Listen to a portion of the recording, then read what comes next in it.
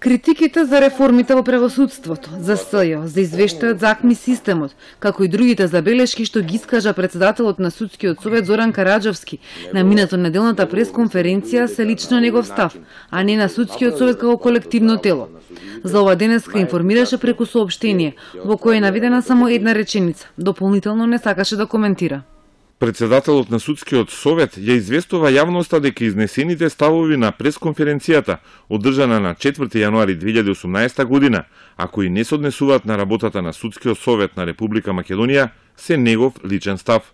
Според извори на Телма од Судскиот совет, по пресконференцијата дел од членовите имале сериозна реакција и на колегиум му било соопштено на Караџовски дека се оградуваат од неговите ставови, барале да потенцира дека тоа се лично негови. Членовите не се согласиле со голем дел од критиките на сметка на другите институции.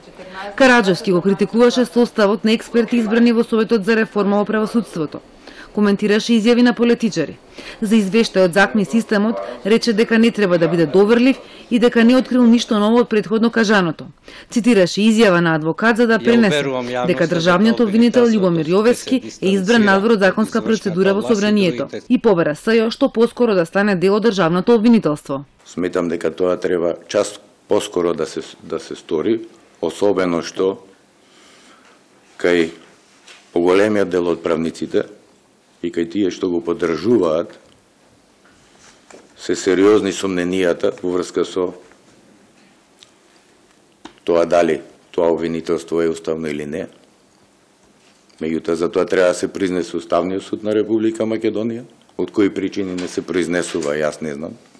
Судскиот совет деновиве во центарот на вниманието и поради тоа што треба да избере председател на Скопска апелација. Денеска завршува огласот и досега се пријавиле 8 судии, меѓу кои екс-председателката на Кривичен Добрила Кацарска, апелациониот судија Ѓоко Рајдојков, судиите од Кривичен Огнен Ставрев и Гордана Спировска.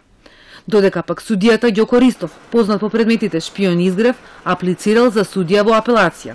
Конкуренцијата за судија е поголема, пријавени 118 кандидати.